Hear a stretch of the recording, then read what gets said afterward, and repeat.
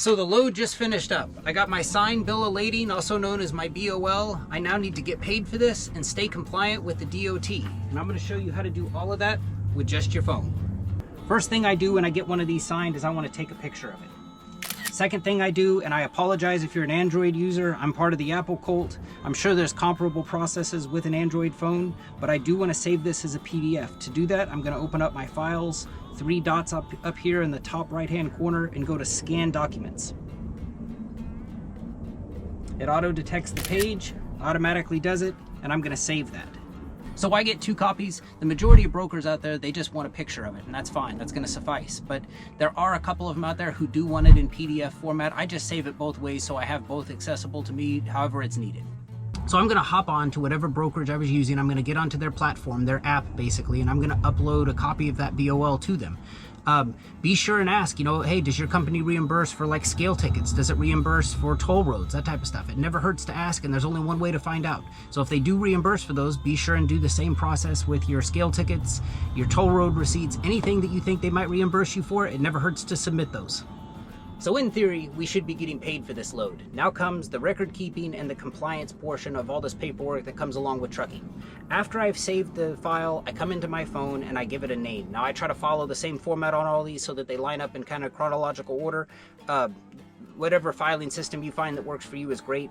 Basically, I then assign this a tag. Now to get a tag come on here, you want to put your finger on and gently push, and all these options come up, and I always assign these a red tag when I initially get them. Red tells me that I have not been paid for it, but as far as the bookkeeping portion of this, it's something that I need to keep an eye on to be sure I do receive payment for it. Now once I do receive payment for it, I go in here and I also assign it a green tag.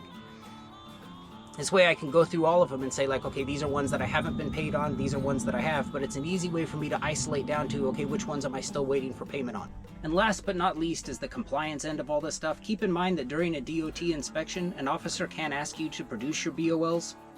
It's super easy if you have them all saved in a file like this. One additional step I'm not including in this video, but is something that I do as well too. I use the Keep Trucking ELD. I didn't include it because I don't want to get too far in the weeds of like, well, to do this you need an Apple phone, you need the Keep Trucking ELD. This would work with any modern day phone. I mean, if your phone was made after 2010, you're probably good to go. But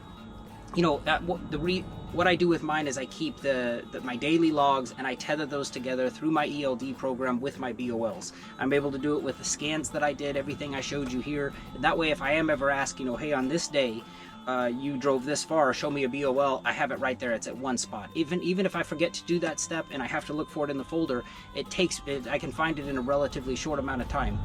And I almost forgot. I mean, what about all those empty trailers I haul for Amazon that are empty, and because they're empty, there's no BOL? I take their rate confirmation that they send me, I edit the photo with an E on it, that E stands for empty for me, and I store those in the same format, same style that I save everything else, so that way if I am ever standing on the side of the road with a DOT officer and they're like, well, the truck moved on August 25th, the truck went from Poway to Paris, how do we know you didn't have a truckload of fentanyl? I can go in and say, oh, here it is. It was an empty trailer for Amazon. So you don't need to do that, but I just do it as just for completeness, just because the 20 seconds it takes me to do these small steps now for sure saves me at least 20 minutes later. So hope this video serves you well. Thank you for watching. Take care.